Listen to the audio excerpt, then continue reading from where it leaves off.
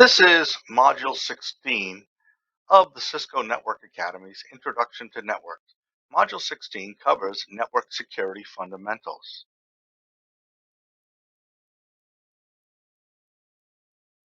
Security in today's world is of primary importance. As seen in the paper almost daily, networks are being attacked.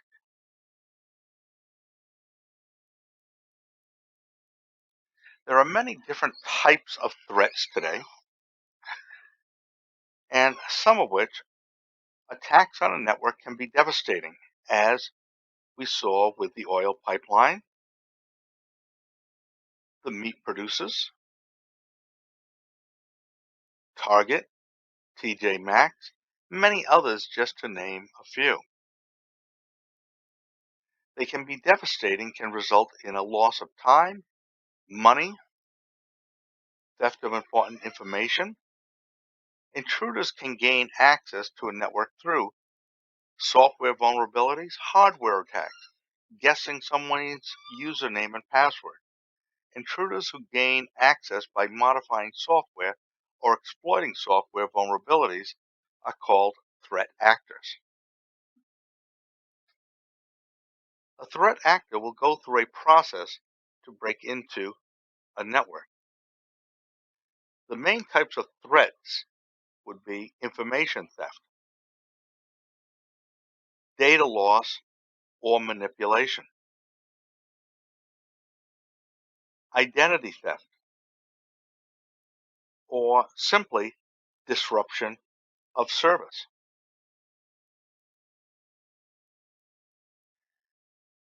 Another that may be put onto this list would be ransomware, and that is to gain money.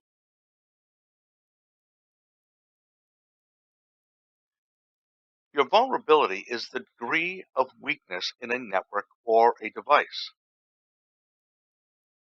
There is always some inherent degree of vulnerability in routers, switches, desktop servers, and even security devices. Typically, the network devices under attack are the endpoints, such as servers and desktop computers, because that is where the main financial information would be stored. The three primary vulnerabilities or weaknesses could include technological vulnerabilities that may include the TCP/IP protocol weakness, operating system weaknesses, network equipment weaknesses. You must remember that the TCP/IP protocol suite was written about 50 years ago. Security was not a major concern at that time.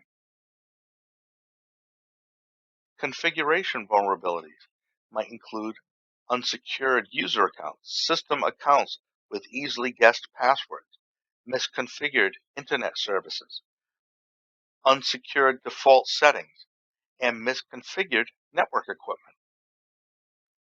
This is very common, as many network technicians may not be fully versed in security and may not put in all the safeguards that are available on systems to make it properly secured. Even at that,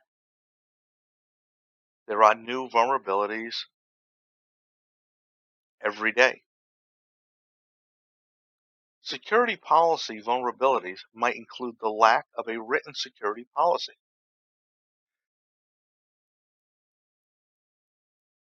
The administration must be very clear in what they wish to protect, how they are going to protect it, and what are the consequences if it is broken into or hacked.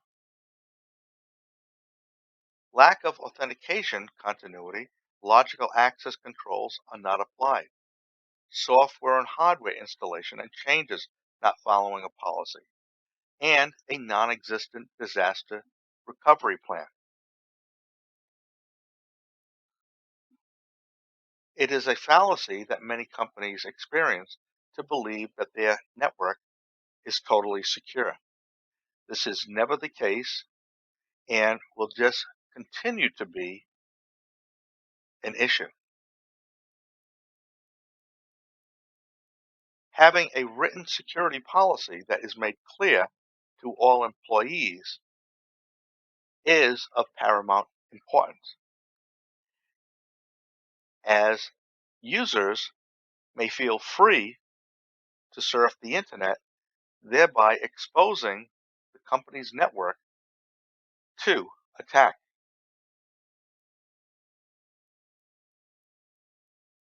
All three of these sources of vulnerabilities can leave a network or device open to various attacks, including malicious code attacks and network attacks.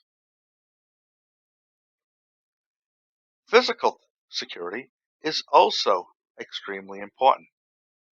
If network resources can be physically compromised, a threat actor can deny the use of network resources.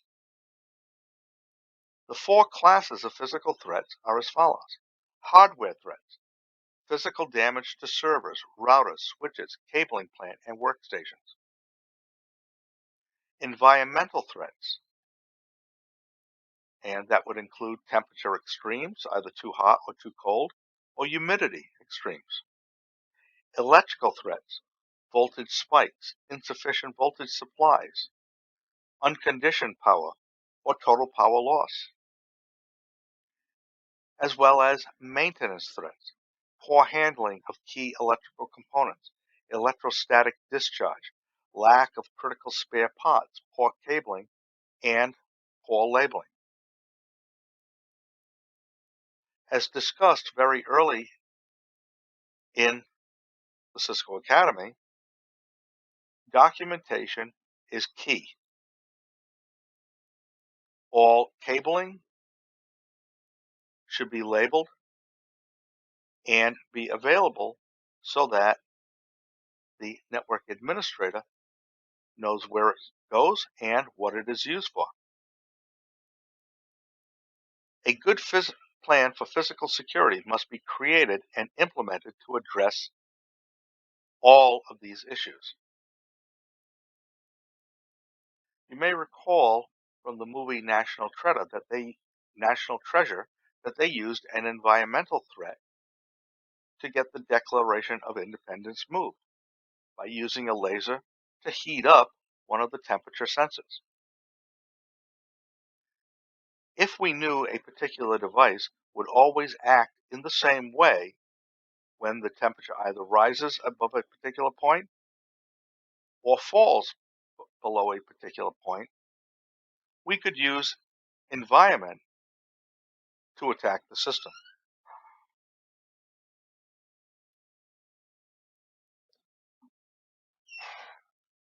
Network threats, we have different types of malware. Malware is short for malicious software. It is code or software specifically designed to damage, disrupt, steal, or inflict bad or illegitimate action on data hosts or networks. The three main categories are as follows. Viruses. Computer virus is a type of malware that propagates by inserting a copy of itself into and becoming part of another program. It spreads from one computer to another, leaving infections as it travels. Viruses require the end user to do something, such as clicking on an email or a link. A worm, they are similar to viruses in that they replicate functional copies of themselves and can cause the same type of damage. But in contrast to viruses, which require the spreading of an infected host file, worms are standalone software and do not require a host program or human help to propagate.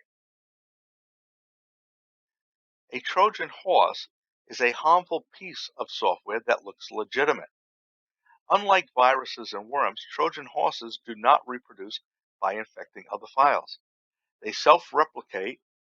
Trojan horses must spread through user interaction, such as opening an email attachment or downloading and running a file from the internet. A type of example of a Trojan horse would be getting a file that puts a little clock in the operating system with maybe a cat's tail.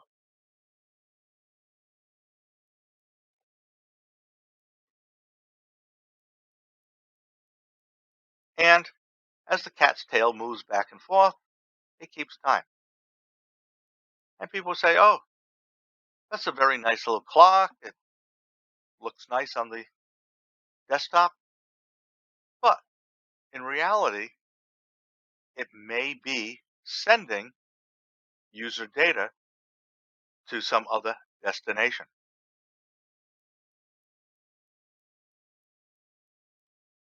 A threat actor needs to gather certain information to attack a system. So in addition to malicious code attack, it is also possible for networks to fall prey to various network attacks. Network attacks can be classified into three major categories. First, a reconnaissance attack, the discovery and mapping of systems, services, or vulnerabilities. A reconnaissance attack may include a port scan to know if any ports have been left open that should not have been. Access attacks, the unauthorized manipulation of data, system access, or user privileges. First, a system is attacked, a low-level system.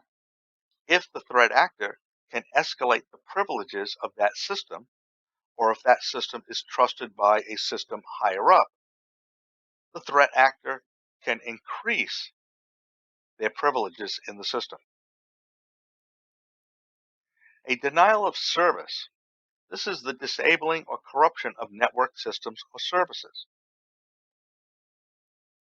such as performing a Smurf attack, where a ping request would be sent to a particular server. One end host would probably not have the bandwidth to take down a server. But creating a botnet of infected hosts or zombies, all attacking the same server at the same time, could possibly disrupt service. This is referred to as a distributed denial of service attack. Reconnaissance attacks or external threat actors, they can use internet tools such as NSLOOKUP or WHOIS. These will easily determine the IP address space assigned to a given corporation or entity. After the IP address space is determined, a threat actor can then ping the publicly available IP addresses to identify the addresses that are active. At this point, they may do a port scan to see if any ports that should have been closed have not been, which they can use to access the system. Some of the other access attacks exploit known vulnerabilities in authentication services, FTP, web services, to gain entry to web accounts. You must remember that all of these protocols were written when TCP/IP was written. Some of the types would be password attacks, implemented using a brute force, Trojan horse, packet sniffers. The longer the password, the more secure that you are. But the longer the password, many users will write it down and keep it local to their computer. Trust exploitation, where a threat actor uses unauthorized privileges to gain access to a system, possibly compromising the target. Port redirection, a threat actor uses a compromised system as a base for attacks against other targets. For example, a threat actor using SSH port 22 to connect to compromised host A, and then host A is trusted by B, and therefore the threat actor can use Telnet port 23 to access host B. There's also a man in the middle. The threat actor is positioned in between two legitimate entities in order to read or modify the data that passes between the two parties. This you may see very common at airports, whereas if you look for internet connections and wireless, you may see a free wireless internet service at the airport. This is normally not the case, and the free service would be a threat actor that is broadcasting out an SSID claiming to be a free internet service. They may connect you to the internet, but every piece of data that you send is recorded by the threat actor.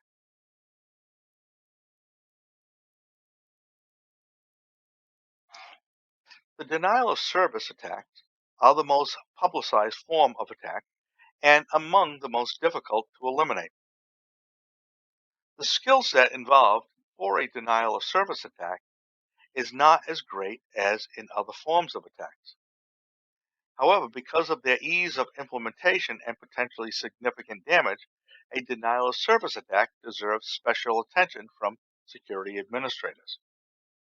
It is possible to go onto the dark web and rent a botnet to attack a system. Denial of service attacks may take many forms. Ultimately, they prevent authorized people from using a service by consuming system resources. To help prevent denial of service attacks, it is important to stay up to date with the latest security updates for operating systems and applications.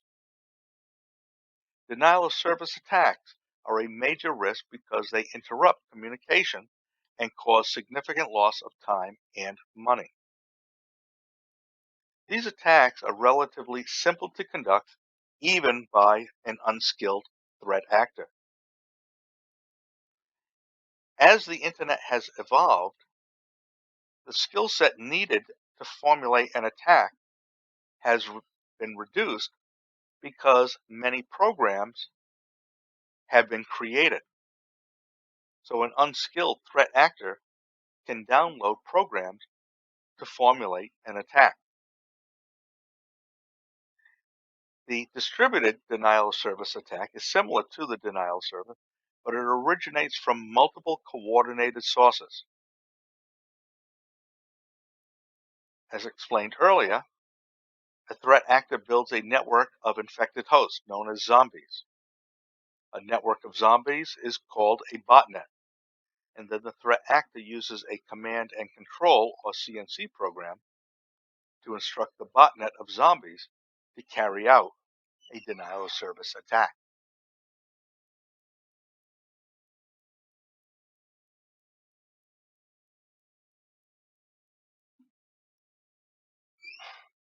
Defense of a system is multifaceted.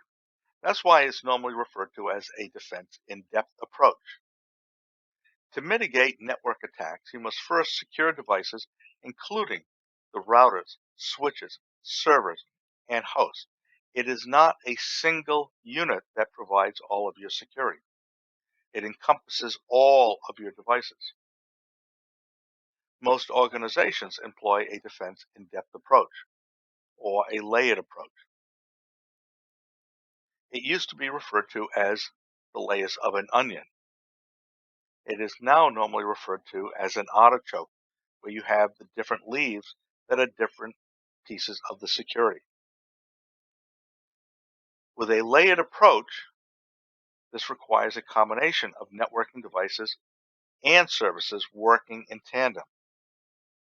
Several of the security devices and services are implemented to protect an organization's users and assets against TCP/IP threats.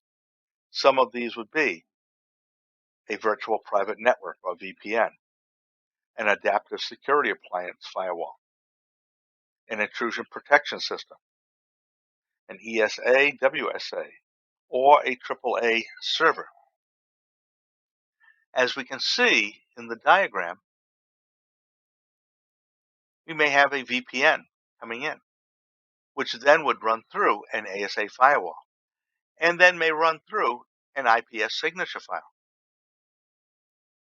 There are many different ways to set up equipment as a layered approach.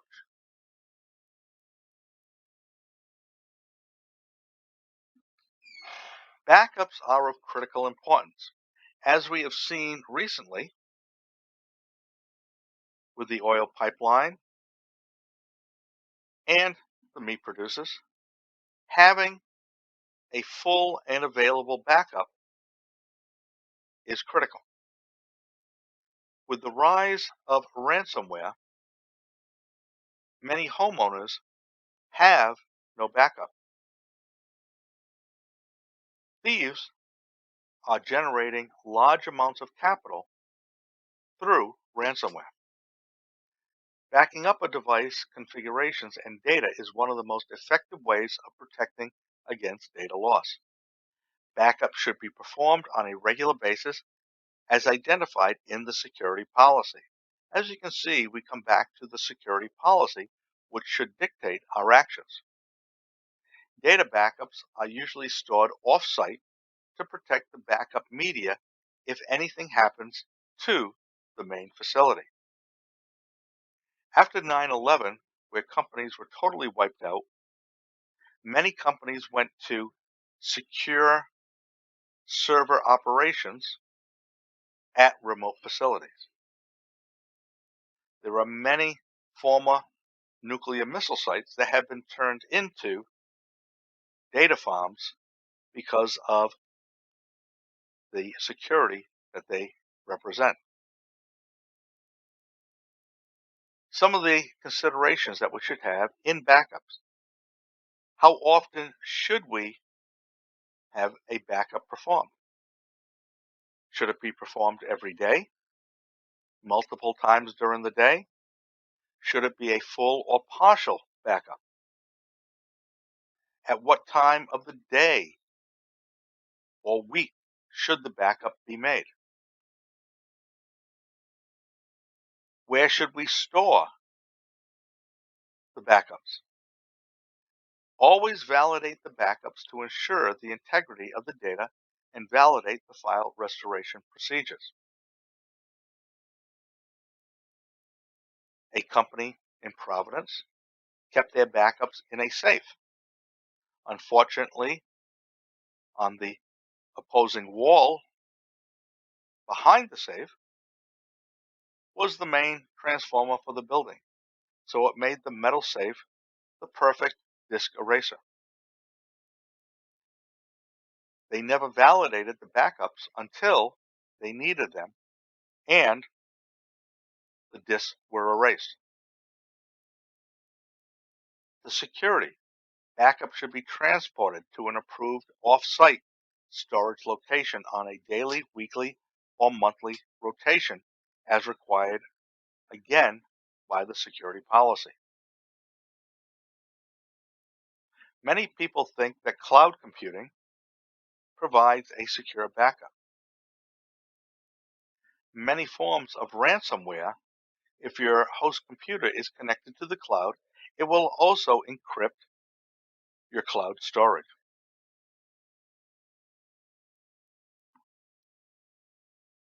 The validation of a backup, these should be protected using a strong password, and the password must be necessary to restore the data, so that if somebody comes into possession of the backup, they cannot easily get the company's data.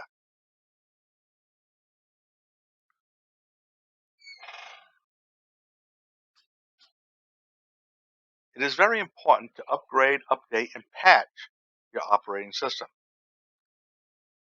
As new malware is released, usually on a daily basis, enterprises need to keep current with the latest versions of antivirus software.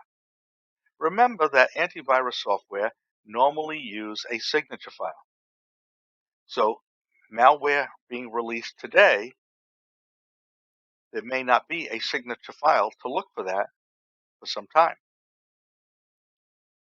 The most effective way to mitigate a worm attack is to download security updates from the operating system vendor and patch all vulnerable systems. One solution to the management of critical security patches is to make sure all end systems automatically download and install the updates. As with the Experian break, which compromised over 90% of the people in the United States, Apache had released a critical update. Experian did not want to take down the systems in order to install the update. Once the update was released, a threat actor could reverse engineer the update to see what was being patched. So Apache did most of the work for the threat actors, at which point the threat actors only needed to find a system that had not been patched, and they found Experian.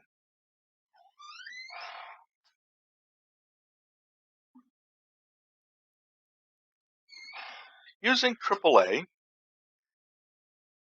encompasses authentication of the user, what the user is authorized to do, and an accounting function of what they actually did. It is normally just referred to as simply AAA. And this sets up a security framework to control the access to a network. It controls who is permitted to access the network, what actions they can perform while accessing the network, and it makes a record of what was done. The two most common protocols are either TACACS Plus, which is Cisco proprietary, as well as Radius, which is an open model. TACACS uses TCP, while Radius uses UDP. Only part of Radius is encrypted, while all of TACACS is encrypted. Radius has better accounting than TACACS, but TACACS has better authorization. The two programs are very similar, but what they do and where the emphasis of security is different between the two. The concept of AAA is similar to the use of a credit card. The credit card identifies who can use it, how much that user can spend, and keeps an account of what items the user spent money on.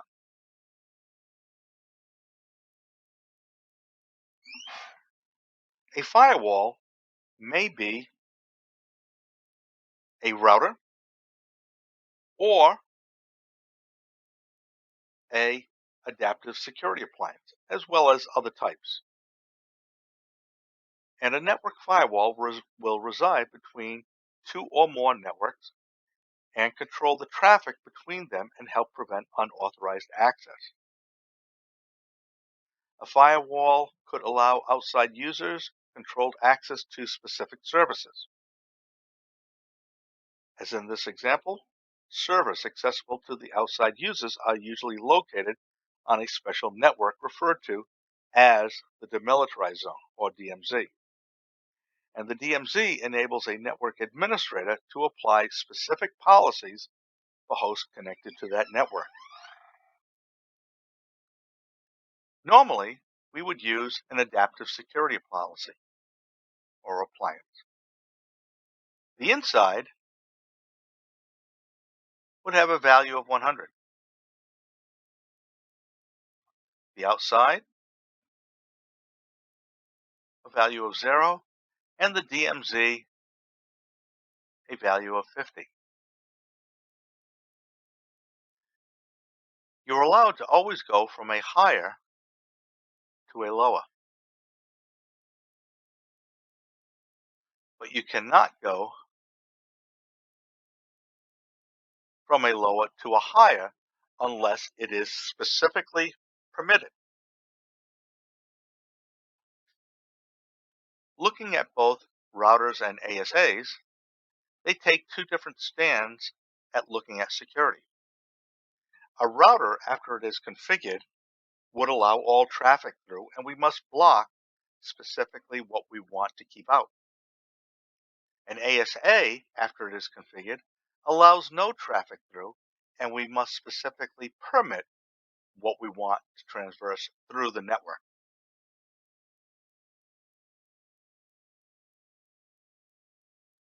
Some of the different types of firewalls, and these have increased over the years in what they will actually look at. Products become packaged in various forms. They may be hardware or software, and they may use different techniques in determining what will be permitted or denied access to a network. Packet filtering is the first, and this prevents or allows access based on IP or MAC addresses. This is one of the simplest and goes back to the access control list. Application filtering prevents or allows access by specific application types based on port numbers. URL filtering will prevent or allow access to websites based on specific URLs or keywords. There are many companies that provide services for URL filtering.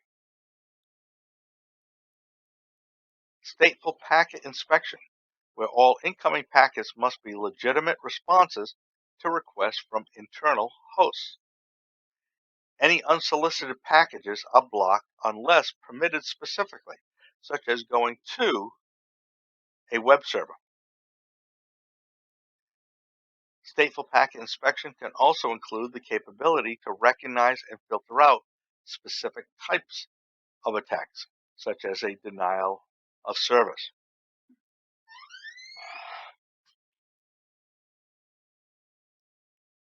Endpoint security is also key. An endpoint or host is an individual computer system or device that acts as a network client. So common endpoints are laptops, desktop servers, smartphones, tablets. Because it is not uncommon for data to come into an end device in an encrypted format, a security appliance within the network may not be able to read the data to recognize it as an attack. Securing endpoint devices is one of the most challenging jobs of the network administrator because it involves human nature. A company must have a well-documented policies in place, and employees must be aware of the rules. It also becomes challenging because of the various operating systems now available, such as Android phones, iPhones, many different operating systems that have different methods of security. Employees need to be trained on the proper use of the network. Looking back into World War II, there were many posters about loose lips sink ships, blackouts. The same type of training is necessary in modern companies. Policies often include the use of antivirus software, host intrusion prevention. More comprehensive endpoint security solutions rely on network access control. Evaluating a network for a large car dealership, I found that they were not using any type of antivirus, and they were allowing the workers to surf the internet. You can imagine the types of different violations and the type of security breaches they would have gotten. Device security can only be as good as the device itself and the person programming it. Because Security is such an in-depth field, many systems administrators and technicians don't know how to totally secure a device. The security settings are set to the default values when a new operating system is installed on a device. In most cases, this level of security is totally inadequate. For Cisco routers, the Cisco Auto Secure feature can be used to assist securing the system. A user need only type in Auto Secure. The program will then ask the user a number of questions to help secure the device. Is this a perfect system? No, but it is much better than someone just guessing at what should be locked down. In addition to this, there are some simple steps that should be taken that apply to most operating systems. Default usernames and passwords should be changed immediately. You can go almost anywhere in the world and find a wireless network with the name of Linksys, and you immediately know that the username and password are admin. Access to system resources should be restricted to only the individuals that are authorized to use those resources. Concept of least privilege. Any unnecessary services and applications should be turned off and uninstalled when possible. And very often, devices shipped from the manufacturer have been sitting in a warehouse for a period of time, and they do not have the most up-to-date patches installed. So immediately, they should be updated as far as software and any type of security patches.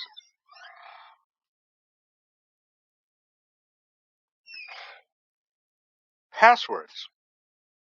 Important to use a strong password.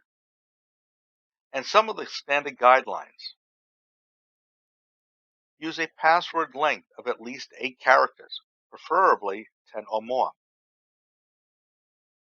This gets into a difficult situation where if the password is too long and a user must change the password on a frequent basis, they may rely on writing the password down and keeping it around the host system. Make passwords complex, including a mix of uppercase, lowercase, letters, numbers, symbols, and spaces. Avoid passwords based on repetition, common dictionary words, letter or number sequences, usernames, relative or pet names, biographical information such as birth dates, ID numbers, ancestors' names, or other easily identified pieces of information. A threat actor will do their research quite well. Deliberately misspell a password. So in this example, Smith becomes Smythe, which becomes 5MYTH, or security being 5ECUR1TY. Change your passwords often. If a password is unknowingly compromised, the window of opportunity for the threat actor to use the password is limited. Do not write passwords down and leave them in obvious places, such as on the desk or monitor. On Cisco routers, leading spaces are ignored for passwords, but spaces after the first character are not. Therefore, one method to create a strong password is to use the space bar and create a phrase made of many words. This is normally referred to as a passphrase. The passphrase is often easier to remember than a simple password, and it is much longer and harder to guess. Some of the things that we can do on a router for password security. Encrypt all plain text passwords with the service password encryption. Set a minimum acceptable password length with the security password's minimum length. Deter a brute force password guessing attack with the command login block for a particular number if I have so many attempts within a particular time. As in the example, we have login block for 120 seconds, 2 minutes, if I have 3 failed attempts within 60 minutes. So we disable an inactive privilege, such as going into the console port or VTY with the executive timeout command. The command would be executive timeout and then listed minutes, space, and seconds.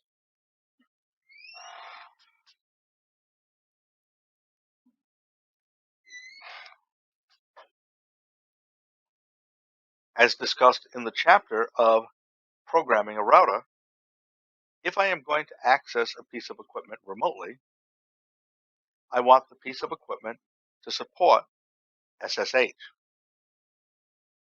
So first, we would configure a unique device hostname. We must have a unique hostname other than the default. We must configure the IP domain using IP-domain space name command. Once I have entered those two pieces of information, I can generate a crypto key. As you can see here, the command would be crypto key generate RSA general key modulus. The modulus can range from 360 to 2048 bits. The larger it is, the more secure. But the larger it is, the more processing power our system needs. The minimum that we recommend is 1024 bits. We want to verify or create a local database. We create a local database using username entry and the username. The command would be username and the name. We could then say privilege if we want to set a particular privilege. Or after entering the username, we could say password, or we could say secret if we wanted it to use MD5 encryption.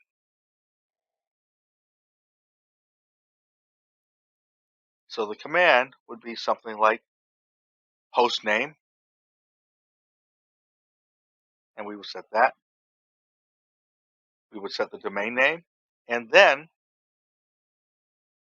we could say user, John, privilege 15, secret, John, 1, 2, 3, 4, 5, 6. On our VTY lines, instead of just saying login, we would say login local, telling it to use the local database.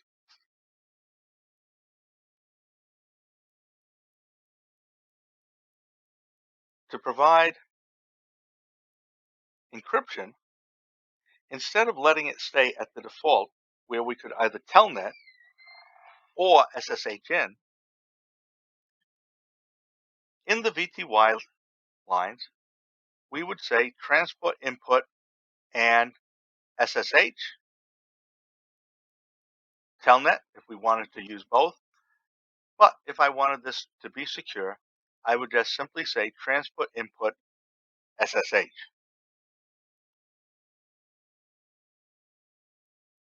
Any services that we are not going to use, we want to disable.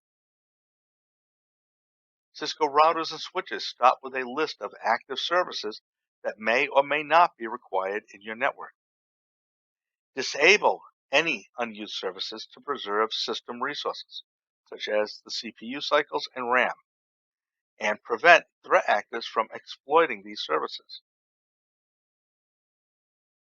The type of services that are on by default will vary depending upon the operating system version. So in this example, iOS-XE typically will have only HTTPS and DHCP ports open. You can verify what is open with the command show IP ports all. iOS versions prior to iOS XE use the show control plane host open ports command.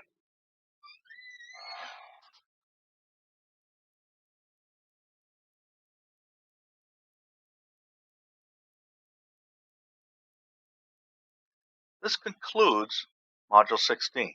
This is just a brief overview of network security. There are many facets to network security which cannot be covered in a single chapter.